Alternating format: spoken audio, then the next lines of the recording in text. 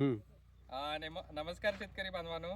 हा मोखाडा तालुक्यातील पळसपाडा म्हणून गाव आहे आणि आज आपल्या इथे PSI साहेब मोखाड्याचे आलेले आहेत.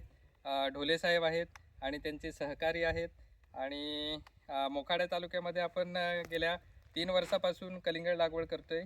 तर आपला उद्दिष्ट हाच आहे का इथल्या शेतकऱ्यांनी कलिंगड लागवड करून आपली आर्थिक परिस्थिती सुधारावी आणि भविष्यामध्ये चांगल्या पद्धतीने कलिंगड लावून आणि जे पैशाचं गणित आहे ते शेतकऱ्यांनी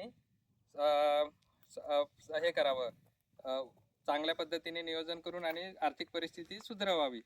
तर आपल्याला PSI साहेब 2 शब्द सांगतील की मोखाडा तालुक्यामध्ये पण कलिंगड खूप चांगल्या पद्धतीने होतो आणि ते आज त्यांचे 2 शब्द अभिप्रायावर सांगतील. नमस्कार.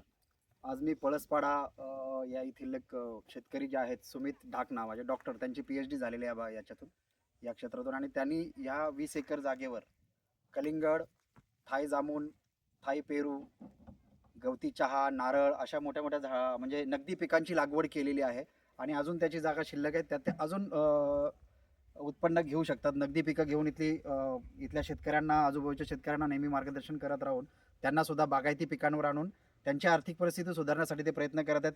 तुम्ही बघू शकता इथे जवळजवळ आणि 5 एकरात कलिंगड लावलेले आहेत आणि आत्तापर्यंत 10 टन माल निघालेला आहे आणि अजून माल भरपूर निघू शकतो. आणि त्यांनी असंच या मोखाडा तालुक्यात मोठ्या प्रमाणात शेती करून आणि इथल्या गरीब शेतकऱ्यांना त्याचं मार्गदर्शन करून पूर्ण तालुक्याचा विकास करावा, याबद्दल त्यांना शुभेच्छा देतो.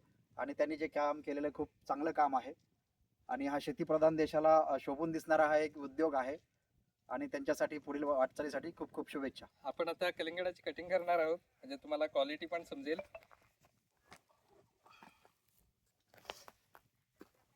हा यांच्याच शेतात तयार झालेला कलिंगड आहे.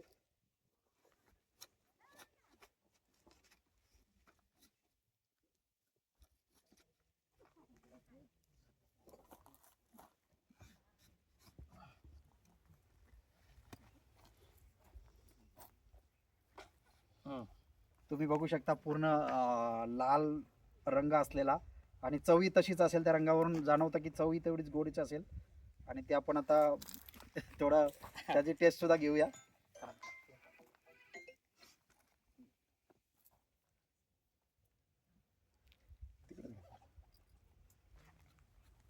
थोडा थोडा भाग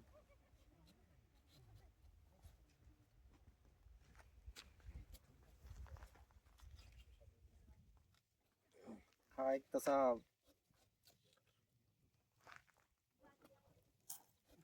पूर्ण गोड आहे,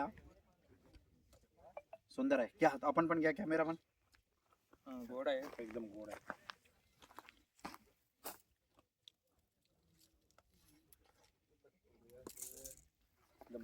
धन्यवाद PSI साहेब, आपले ढोले साहेब.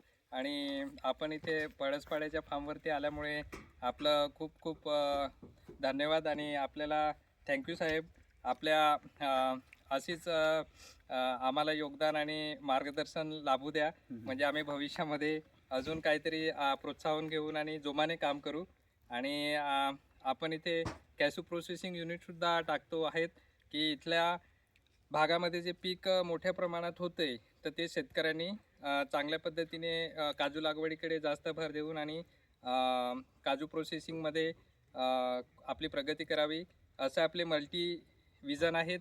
त्या पद्धतीने आपण हळूहळू या भागामध्ये प्रगती करत राहणार आहोत आणि कृतीनुसार जे कृतीत दिसतं त्याच्यानुसार शेतकरी बघून आणि भविष्यामध्ये नक्की प्रोसेसिंग युनिट असतील, शेतीमध्ये कलिंगड, खरबूजसारखी पिकं घेईल, हेच आमचं उद्दिष्ट आहे.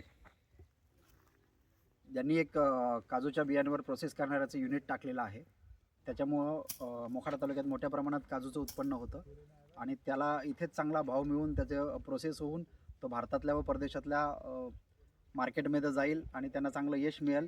आणि इथली जमीन काजूसाठी खूप उपयुक्त जमीन आहे. काजू डोंगरदऱ्या आणि त्याप्रमाणेची माती असल्यामुळे काजू इथं फार चांगल्या प्रमाणात होतो. तर शेतकऱ्यांनी त्याचंही अवलोकन करून, काजू आणि मोगऱ्याचं पीकसुद्धा या भागात चांगलं होतं, तर शेतकऱ्यांनी त्याचंही अवलोकन करून आपली प्रगती करावी, नगदी पिकांचा जास्तीत जास्त वापर घ्यावा, जेणेकरून आपल्याला वीटभट्टी किंवा इतर ठिकाणी असं कामावर जावं लागणार नाही आणि स्थलांतर करावं लागणार नाही.